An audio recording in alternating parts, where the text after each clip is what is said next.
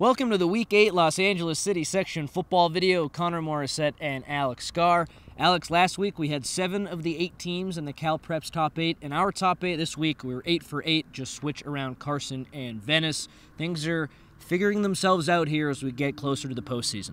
Yeah, as the end of league play draws near, I think we're really starting to cement these top 8 teams. In my tweet at the game of Palisades and Westchester, a game I was at this last Friday, I said this win for either team will go a long way towards cementing an open division seed. I think it did just that. I think with the win that Palisades got, it kind of makes them that number 8. Westchester's kind of out of that conversation for now. And we talked about Reseda kind of not quite making that case they needed to, same with San Pedro. So I think our top 8, we're about to see these open division playoffs. Yeah, and we'll get into it in a little bit. I also want to make a quick city champion projection. It looks like the road for Narbonne is clear in the open division. Yeah, we all it's knew paved that. in gold. But in Division 2, Franklin is the favorite after beating Wilson, and in Division 3, Santee is now the favorite after beating Manual Arts, although in Division 2, Canoga Park, Bell, Locke, and a few other teams will have something to say about that. And then in Division 3, Chatsworth and Verdugo Hills are in a similar spot. But I think the 1 seeds have been decided for the Open, D2, and D3, but D1, that's going to be wide open, in my opinion. Yeah, I think so. We're going to have a lot of Marine League teams fighting in there. We talked about Reseda. They might be one of those really tough outs in that Division I championship rounds, but I think it's going to be really, really fun. Some of these teams that kind of got disrespected a little bit early or didn't get into that top 10 that they thought they might deserve or missed out on that top 8. Division I is going to be your chance to kind of earn that respect. You got a chance to play for a title. Because as we saw last year, D1 was wide open. We saw Dorsey and San Fernando go all the way through the end towards D1 and playing in that championship game. Both those teams were kind of floating in and out of the top 10. They had good starts to their bad starts to the year, kind of finished the season strong. So Division I, like you mentioned, wide open. One other point on D1, I think last year most people envisioned Dorsey and San Fernando in that championship game, and then that game could have gone either way. You look at it this year, don't forget about Dorsey this season, don't forget about Crenshaw. Reseda would be the 1 seed if it ended today. San Pedro's in the mix. Fairfax beat a good Pally team that's in the open division. So I think this year it's even more wide open than it was last year, and I'm really excited for playoffs to begin in a few weeks, but we have a couple more weeks left of the regular season, and with that, let's get into the top 10. So at number 10, for the second week in a row, it's the only team to have lost in the top 10, and it's San Pedro. Last week they had a tough game against Carson. This week they played Narbonne 62-7. They got those games out of the way, Banning next, a game they should win. Yeah, I think so. Justin Bernal, we were talking about that quarterback, got hurt in the Carson game, didn't even play in this Narbonne game. Can you blame him? I mean, 62-7, Narbonne was just kind of doing the Narbonne thing. But Dylan Kordick, the sophomore, he got to play a little bit, got some experience, a little bit of confidence going into that next season. He was 9-26, 77 yards, threw a pick, but also threw a touchdown. Some high points here for San Pedro. Cam Thomas, the senior, 57 total yards. I think that led the receivers in the rushing here. So 57 total yards, not exactly what you want, but chipped in 6 tackles. So take the silver linings where you can get them. When you play Narbonne, it's always going to be tough. Not a whole lot you can do, and the talent disparity is just so big. San Pedro's at 10. Maybe Fairfax could sneak into that 10 spot if even if they lose to Venice. Fairfax has some big games, they can make a case. Yeah, so we'll see what happens with Fairfax. I don't think San Pedro is firmly at that number 10 spot, whereas I think Reseda is pretty firmly at number 9. And there we go, Reseda number 9. That was a nice segue I did. They're 7-1. They killed Sylmar 54-14. No stats on the Max Preps this week, but I imagine Zeke Savage, Derek Boyd, Mario Martinez did their thing, and they pick up a nice win against Sylmar. Even if they win out, though, we don't see them breaking into the top 8. No, I don't think so. I think it's Division I or bust. There's really nowhere else for them to go. That big loss against San Fernando earlier in the year kind of rained on the parade. They're going to have 1 loss. San Fernando's going to be that only loss, and that's kind of tough for the Regions, but a really nice building block for this program. Last year, we saw Jelani Ellison kind of help put this program back on the map, and then this year, they're just continuing to kind of build on that success. So Reseda, a very healthy program. They get Panorama next, and shout out to Panorama. Panorama Pythons. Just a sick name, not a very good football team, but just kind of an awesome mascot. They get Panorama, and then they got Van Nuys, so they're going to win out the rest of these games and have some momentum going into D1. Yeah, it looks like Reseda is the number 1 seed in Division I, and I don't expect them to lose, like you said, Alex, so that really should stay unless Fairfax does something crazy. At 8, Palisades, and Alex, we both were wrong when we picked Westchester over Palisades last week. You were at that Westchester game. You took it all in. I know some parents afterwards were giving you some crap, so just take me through all that, and if you want to kind of relay their message to me, what they were saying to you, so I can kind of feel it firsthand. Well, I think my score prediction, I said 45 points, and after the game, one of the kids was like, 45, huh? 45? I mean, they gave up 6. So the defense absolutely showed up and showed out. Yeah. Westchester, they didn't move the football really at all. Jillian Carter had a hard time finding his receivers. He was under duress pretty much all evening long. Nathaniel Adams didn't have a lot of room to run. So Palisades, I mean, we kind of thought that in big games, maybe they fold. We kind of assumed a little bit in that Fairfax game. They did have 14 points on turnovers in that Fairfax game. They kind of spotted them 2 touchdowns. So we thought maybe in this game, yeah, Fairfax, their offense isn't quite as good as Westchester. Westchester's going to score 45. I mean, not even close. Westchester didn't even really move the ball past the 50 for a lot of the first half. So shout out to the Dolphins, man. The parents did kind of come after me a little bit. I mean, dutifully so. I laid an egg. As I said on Twitter, I laid an egg. Nothing else to it. Pally, they're getting Venice next. It's going to be a huge, huge game. And Pally has a new quarterback, correct? Yes, they do. So the sophomore Forrest Brock moved in, 12 of 14, 178 yards, touchdown and a pick, but also rushed for 33 yards and a touchdown. Jake Nadley caught 6 balls, 113 yards and a touchdown. Also had 5 tackles. I talked to him after the game. He was just fired up. He was excited. This was a big win for them. They think they can compete with Venice. I believe that they can. It's going to be really, really exciting. Just a couple other Dolphins to shout out. Cy Riley had 13 tackles, led the team, and Noah Gadushim 10 tackles and 2.5 tackles for loss. So this kid was all over the field. The Dolphins, man, defense, defense, defense. Coach Tim Hyde does absolutely everything to get these guys ready to stop any offense. It doesn't matter who it is. And they're fired up to play the Gondos. They think they can stop that high-flying offense. It's going to be really fun. I know Jake Nadley had a big game as well. I think even if Palisades drops that game to Venice, like we kind of reiterated, or like we said earlier, let me reiterate it here, and then they finish with Union Hammy, I believe, so 2 pretty easy Western League games to finish their season. That should still be enough to get number 8, barring something crazy from Fairfax. So still some games to be played, but I think Palisades is going to be that number 8 team when it's all said and done. And Coach Tim Hyde, he said it best to me at the beginning of the season. Hey, if we go out and we end up playing Narbonne in the playoffs, that to me is a successful season. And hey, just looks like that might happen. So at number 7, Carson. Cal Preps has Carson at 3. We have them at 7. Eagle Rock and Garfield have done enough to impress us more so, and that's why they're ahead of them. Carson was off last week. They play at Gardena this week. They'll win that game.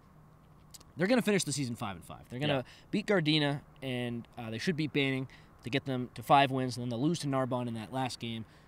I don't think 5-5 with their schedule. I know they played some good teams, but I don't think 5-5 is enough for them to get number 3. We'll see what the nerds at Cal Preps think. Remember, Venice, they still have to play Westchester, Fairfax, and Pally, so if they can win those games, that should help their strength of schedule. But I'm nervous that Venice is going to fall or only get to 4, and I don't know where Carson's going to be. I just don't know why the Cal Preps people are so high on Carson. Yeah, the computer absolutely loves Carson. And for good reason. It's a historic program. They continue to play really tough schedule. They got to win games. They got to win games. They don't allow a lot of points. So if you're kind of looking for that silver lining and trying to pick apart why they're so high, it's got to be strength of schedule and the fact that total offense allowed and total points allowed are low. When it comes to Venice, I think they're playing a tougher schedule and winning those games. I agree. You gotta win them. So I'm not quite sure why Carson is so high and Venice is so low. Not necessarily a slight against Carson. We just, having use the eye test, we think Venice is just a little bit better, more of a complete offense. Defensively, I would give Carson the edge, but yeah, I don't think either of these teams is in danger of falling out of the Open Division. No. It's just a matter of who ends up catching Narbonne in the second round, and that's about it. Which is huge because if you avoid Narbonne in the second round, you have a great chance to meet them in the championship, which will extend your season. That is so big. We've been talking about it all year. Narbonne is going to be in that Open Division championship. Which team is going to join them?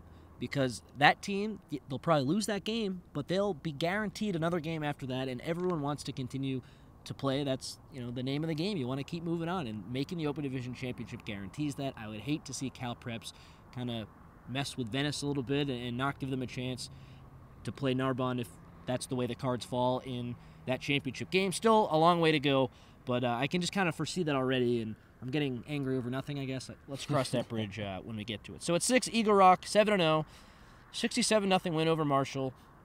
I think their resume, if they run the table, will be really impressive. Southgate, Bell, Fairfax, and then Franklin and Wilson. Yeah. Not the greatest teams, but those are good enough wins to Better get than a lot of other teams, too. Yeah.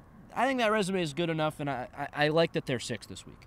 Yeah, 7-0, take it to the bank. Eagle Rock's going undefeated. I like Franklin, I like Wilson, but Eagle Rock, 3 straight shutouts. They haven't given up a point since the Fairfax game on September 7th. So they're doing, every side of the ball, both sides of the ball and special teams, are doing everything they have to do. Eagle Rock, I think they're going to go undefeated.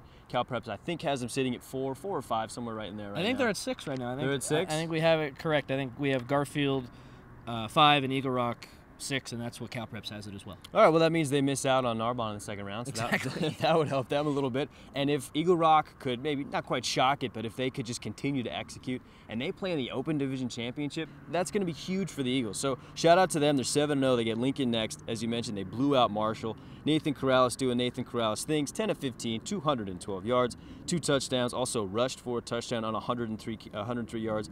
And let's just shout out some other guys that scored some touchdowns. Rayford Turner had 2, Alex Ayers had 1, and Daniel Zamora had 1. So the Eagles, they're rolling. Yeah, David Montijo is a great wide receiver for them.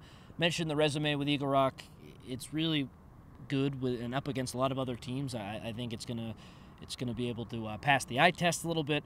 You just don't know with Eagle Rock and Garfield because they're not going to play a Venice, a Birmingham, a San Fernando, teams who are, we think, better than them until the playoffs. So, that's kind of going to be their biggest test once the playoffs get here. Can they beat one of these upper echelon teams? They've beaten everyone else. We'll see if they can do it against some of the better teams because to get to that Open Division Championship game, that's what they're going to have to do. At 5, another undefeated team. It's Garfield, 7-0. Another shutout win, 47-0 against Southeast, winless Southeast. So not really too much we can take away from that game.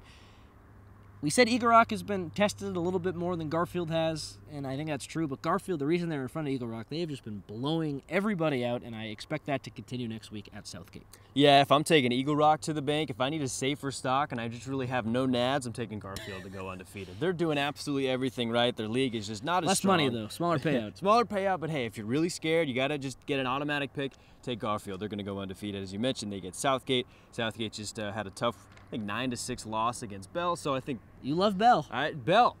I picked them last week. They did me right. Good job, Eagles, after saying they might put up a couple touchdowns against Garfield, which didn't happen anyway. But, hey, they paid you back. Shout out Bell Eagles. Breaking even. 47-0 win over Southeast for Garfield. It's back-to-back shutouts here for the Bulldogs. P.J. Garcia, only 5 carries, but did the most, 122 yards and a touchdown. Israel Castillo and John Bautista kind of splitting time there at quarterback. They have 2 quarterbacks. It's interesting. Yeah, so they're kind of, it's not exactly a passing offense. They're always going to run the ball first, but it seems like they're certainly working in a rotation, getting guys experience. Castillo, 94 yards and 2 touchdowns. The sophomore John Bautista, 122 yards and 2 touchdowns. How about Angel Hidalgo? Yeah. Wide receiver, great kid, caught 6 balls, 137 yards and 3 touchdowns. And then I got to shout out Nate Delgadillo. I feel like every single week I'm looking at the stat sheet and this kid's just stuffing it. They had 7.5 team sacks. Nate Delgadillo had 3 of them, also chipped in 11 total tackles. So Garfield, as I mentioned, take it to the bank. They're going undefeated. Hidalgo should, if the season ended today, end up on our all-city team. That wide receiver spot, or the few spots that are going to be on there. It's hotly contested. Yeah, so we'll have to crunch the numbers and get back to us the end of the season with that. But, yeah, the 2 quarterbacks have been great. And remember, senior Bruce Gonzalez started the year, and now he's moved over to wide receiver. So it's kind of rare you lose your job as quarterback, and a lot of times guys just kind of, go into the bench and you don't really hear from him. But he's at wide receiver now, and he's making plays too. So wanted to make sure I corrected that earlier. I said that he'd gotten hurt. Nope, they just switched him out. So at 4, Birmingham, they're 5-2. They crushed El Camino Real kind of as we expected, 40-7 at Cleveland next. They really should see out this West Valley League the next few weeks. I think so. And Jason Artiga had another great game. Birmingham's rolling, and they should win out, go to 8-2. Yeah, I know we keep saying it's kind of boring. This team's going to go undefeated. That team's going to go undefeated. The only possible stub toe game here in the West Valley League for Birmingham is going to be Cleveland, just because Cleveland's been playing well. And this game is weirdly going to be a home game for both of these teams. Birmingham's field's under construction, so they've been playing home games at Cleveland. This one is at Cleveland, so it's going to be fun. Guys are going to come out, but I expect the Patriots to win this one. As I mentioned, I don't think anybody else is going to give them too much trouble. In the 40-7 win over El Camino Real, it's shout out Jason Artiga, 11 of 19, had 192 yards through the air, 2 touchdowns through the air, and a rushing touchdown. Then how about Janino Lienko? Yeah, he's on my list too. Yeah, we haven't talked a whole lot about him. We've given so much love to Mason White. We talked about the absence of DJ Banks, but how about Janino? 12 carries, 101 yards, had a touchdown, and then Quentin Herring, the senior, at 66 yards, also had a touchdown. So these guys are putting things together. Mason White, talked about him too. He caught 6 balls for 88 yards, also a score. Patriots are rolling. My biggest thing, I'm so curious to see where Birmingham lands. If they get that 4 and say Garfield gets the 5 and that's their first round matchup, oh boy, that's going to be so much fun. I can't wait. Yeah, and Birmingham last year, they were number 5 and they had to go to Fairfax and they lost right at the end of that game. So they'll want to get some revenge against the first round, if you will, because I don't think they're going to see Fairfax. So if they can host a game, and by host, I hope their stadium will be ready. But even if it's at Cleveland and Garfield has to go up into the valley, that would be a great game. And that the 4-5, it's supposed to be the best game in the first round. It was last year. I think that'll be the case again. 2 other guys from that win over El Camino Real I want to shout out on defense. Giancarlo Tarifa had 9 tackles. And you mentioned Mason White. He Yeah. caught a touchdown, too. So Birmingham continues to do really well, and we have them at 4. So at 3, Venice. Cal Preps has them at 7. We have them at 3. They're 5-2. They destroyed University 42-0. Poor Uni. And they didn't really flex their muscles in this game. No, not really. You look at the box score. The best player was JoJo Glaspie, 11 carries for 81 yards, 4 touchdowns, so he was great. But Luca Diamant didn't really do too much because he didn't need to. Same with Chad Johnson, Makai Cope. A lot of these guys, I hate to say it, but they kind of took the day off, and if you're that much better than your opponent, you have that luxury. Yeah, but also if you continue to get a short field because your defense, Yeah, that's true. if your defense is doing the job, you hand the ball to JoJo Glaspie on the second play. He runs 41 yards for a touchdown. I mean, you know you're going to kind of slow things down. You don't have to bust out the whole playbook. They knew Palisades is going to be watching some film. They knew that this is going to be That's true a as well. big game circled. So I think they knew Uni. Same thing with Hamilton. These are just going to be games that you could send out kind of the B squad and they'd probably still beat them. So yeah, I wouldn't read too much into it. The big game in the Western League. We've been talking about it, hyping it up pretty much since like week 1 or week 2. That's going to be huge. It's this week, hosting Palisades. All kinds of implications for both teams. Can't wait. Yeah, defensively for Venice, 2 other guys who played well. Darian Tyler, 11 tackles, and then Jose Montez had 10 tackles. So I want to shout out the Venice defense. I know sometimes they don't get as much love. It takes some lumps, yeah. because that offense is so good. Pally next, as you mentioned, huge game. You will be there. Yes, sir. And that is the city section game of the week, and it's really not even close. At 2, San Fernando, 5-2, 69-0 demolition over Kennedy.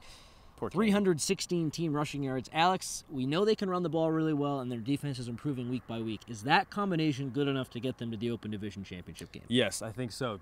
Running offense and defense, I mean, good teams since like the 1940s have been built on rushing offenses and defense. And yeah, if they were playing some really crummy teams and they had backs that when you looked at them, you're like, man, you're 5'9", 142 pounds. You're not going to beat some of these bigger teams. No, they got bruisers. Nehemiah Thompson, he might win our City Player of the Year because that kid is so big, so strong. Kyle Bryant's got great speed off the edge, and I mean, that kid's going to go play at the next level too. So yes, I do believe that their offense and defense can get them into the Open Division Championship. And that demolition, as you mentioned, 69-0 over Kennedy. It's head coach Robert Garcia's alma mater, so I'm sorry that kind of stung maybe a little bit, but when you're winning games like this, it doesn't really matter. I'm sure Kennedy kind of takes it in stride. As we talked about, Kyle Bryant, 8 carries, 148 yards, 3 scores. Nehemiah Thompson, 5 carries, 70 yards, 2 touchdowns on the ground, then also caught a 60-yard touchdown pass. Kid's just doing absolutely everything. But let's shout out some of these smaller guys. Felix Rodriguez also had a touchdown. We're talking about some of the defensive guys. We were talking about the Venice defense. Shout out some of the other guys on the defense for San Fernando. Nehemiah Thompson, there he is again, 10 tackles, 5 tackles for loss. But Devontrell Turner had a fumble return for a touchdown. Chris Rangel had an interception return for a touchdown. These kids, they were just kind of feasting. And then you're talking about him last week. David Archete, 9 of 9 PATs, man. That's 9 points. Can't leave those out of the board. Who's going to be the city kicker of the year, him or the Pally kicker? It's going to be tough. It's going to be a very fight. tough. Defensively, I guess I'm a sucker for tackles this week, but Daniel Silva had 9 tackles and Jesse Galvan had 9 tackles. I think those are two big beasts. boys on the Yeah. D-line. So shout out to my D-line guys. At number 1, Narbonne, 5-3, 62-7 win over San Pedro. Alex, for the second week in a row, Jake Garcia throws a pick against a city section opponent. Are we sounding the alarm on the Gauchos? Absolutely not. I'm As kidding. I was I'm talking kidding, I'm about kidding. last week in Madden, I'm throwing things down the field, just trying to score at the end of a half, or because I know I'm going to beat a team 28-0 because I'm playing on rookie. That's kind of what Jake Garcia is doing right now. Playing on rookie. That's such a slight to San Pedro. I'm sorry. San Pedro's number 10. It's a good team.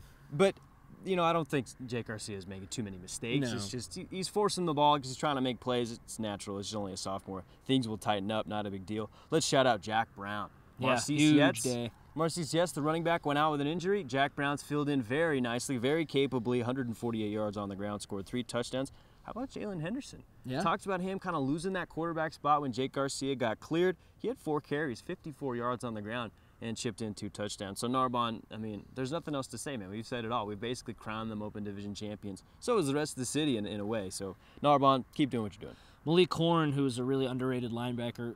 Narbonne's whole linebacking core is really underrated, even for Narbonne standards. 9 tackles in the game. He was great. But yeah, the story of that game was Jack Brown. He was fantastic. Let's move on now to the game ball segment, where I highlight the top player or players from the past week in the Los Angeles City section. There's a reason I said player. Alex and I, when we show up here, we don't know who the other guy picked. This week we picked the same guy. Yes, sir. Alex, take it away. Frankie Cruz Jr. from Roosevelt. Rough How Riders. about it? 2 game balls, 1 for me, 1 from Connor. Man, you deserved it. 15 carries, 252 yards on the ground, and 3 touchdowns. So he's doing, he's just doing work, doing what he has to do. But let's talk about Roosevelt for a second. 2 pass attempts, all season long. They run the football every single play. They don't ever throw the ball. Yeah, they only run the ball. They've only thrown the ball twice all season long. They've got 3,820 yards rushing on the season, averaging 477 yards on the ground per game. So the Rough Riders, man, they've taken that literally. They are riding over every single team they play. Frankie Cruz, huge reason why you get both of our game balls. Yeah, wow. And they have a new coach this year, so clearly that's a new style. Just run the ball. Will that be enough to beat Garfield? No. Garfield, as we talked about, take it to the bank. They're going undefeated. I think they will. One more shout out before we end the segment. Taft football. Oh yes, we want to. They got outscored 345-0 in their first 6 games, but they got on the board against Granada Hills. They lost 62-21, but the 21, that's the victory. They scored 3 touchdowns. You're on the board. Good for them. And there are how many teams who haven't won? 7? So there are 5 teams. 5 teams that haven't won this week. Taft is one of them. We were talking about doing this new segment. I'm calling it Off the Schneid. Yeah, who's going to get their first one? Let's kind of break down these. They're Southeast, who, no offense to Southeast, they kind of look like a lost cause. Taft, they scored. I think winning might be a little out of it for this year. So not them. Who are the other 3? All right, so let's break these down. We've got Angelou at West Adams. Jordan 3-1 against Sotomayor, and Roy Ball at Maywood CES. So Angelou hasn't won a game, Sotomayor has not won a game, and Maywood has not won a game. So these are your 3 teams. Who are you picking to get their first win of the season here this Friday? Taft, at Southeast. Chatsworth, no. You got Southeast no. At Roosevelt, no. So Angelou at West Adams, it's possible. Maybe. Jordan, West Adams won? West Adams are 1-6. All right. Southeast at them. Yeah. That game. Yeah, Jordan Sotomayor. Jordan's won 3 games. Roy Ball's won 2. I think Angelou's 0-7. West Adams. Well, is but 1-6. Roy Ball lost like 30 games in a row. So who's Roy Ball playing? Maywood. Yeah, I like either Maywood or the team who's playing West Adams, which is Angelou. Yeah, one of those 2.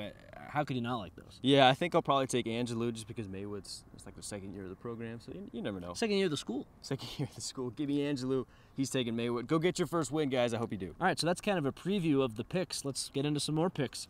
Pally at Venice, game of the week. Oh, boy, I'm going to be there, and I picked against Palisades last week, and they got mad at me. I'm going to do it again. Give me the Gondos. If I get it wrong again, come after me again. Pie him in the face. Yeah, exactly. Do something. Throw a water balloon at me. Just don't fill it full of pee. Palisades at Venice. I'm taking Venice. I think the Gondos offense is just a tick better than that Pally defense. It's going to be a slugfest either way. I think 21-14. Venice, I don't want to do the score because last week I said Westchester would have 35, which not as bad as I said what 45. You said, but so. Yeah, I like Venice, and it just comes down to they have some guys who are just a little bit better than the guys on Palisades, and those are the guys who make the plays. So I'm sorry, Pally, we slighted you last week. I understand if you're disappointed, but Venice is a new animal. Canoga Park at Sylmar. Ooh. In the Valley Mission. We all know Reseda. We all know San Fernando. Canoga Park, remember they were saying we're going to beat Reseda. We're talking a big game. They didn't. But now they have a chance to play Sylmar, and Canoga Park's a dark horse in D2. I like them. Who do you like? Give me Canoga Park. Hunters, I think they beat them by a couple of scores. Sylmar just kind of down a little bit. They've lost some of their good players, and they got absolutely waxed last week against Reseda. So, Hunters, it's your time to shine. Don't let us down. In the East Valley, Arleta against Verdugo Hills, 2 teams that love to run the ball. This is a tough one. Arleta's D2, and they're a decent team in D2. Verdugo Hills, one of the better teams in D3. So, division-wise, I want to pick Arleta, but I'm taking the Dons of Verdugo Hills. They're at home. I think that's going to be the deciding factor. Interesting. I'm going to take the ghost of E.J. Gable and Arleta. Right. I think Arleta Mustangs are going to run all over him.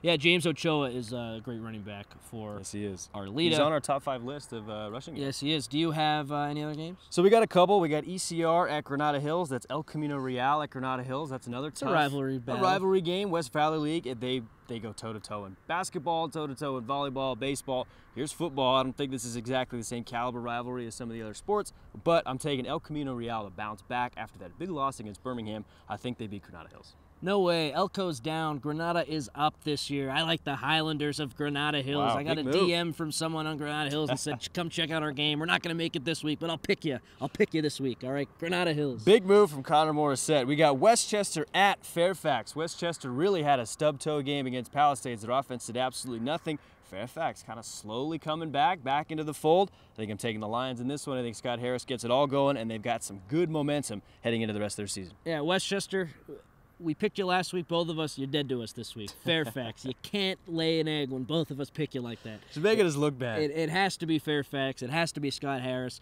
I hope Jillian Carter can keep this game close, and Nathaniel Adams with that Westchester offense, I hope they can keep it close.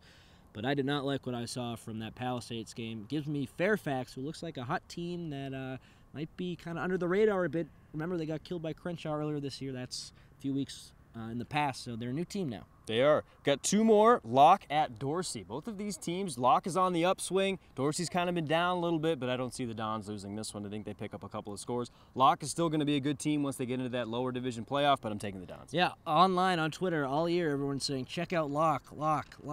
This is a huge opportunity for Locke against Dorsey. I don't think the Dorsey Dons drop this game just because that program is just in way better shape than Locke's. Locke's kind of on the rise, Dorsey more established. Give it a couple of years, you never know. Yeah, I know Dorsey started 0-5, but they're just two programs in different places. So I appreciate what Locke's doing, but I have Dorsey in this game, and I think Dorsey is a big-time dark horse in Division I, similar to what they did last year. Yeah, I think so. When they get into D1, some of these smaller schools that are kind of feeling themselves, tasting it a little bit. When you get into D1, bam, you're going to run into Dorsey. They got some dudes. When they get off the bus, it's like, oh, man, that's a real football team. They look like some big guys. And last but not least, we got Wilson at Taurus, a D2 against a D3. Both of these teams, I believe, are 5-2, playing some really, really good football. But the Mules held Franklin close. I think they're going to beat Taurus by a couple of scores, even though Taurus continues to play good football. Got a great rushing attack. Give me the Mules. Yeah, the LA Mules, they're 18 in Cal Preps, and I don't know if this win will move them up, but they'll stay 18 next week because they're going to beat Torres. That's the Week 8 football show from the Los Angeles City section. For Alex Scar, I am Connor Morissette. See you next time.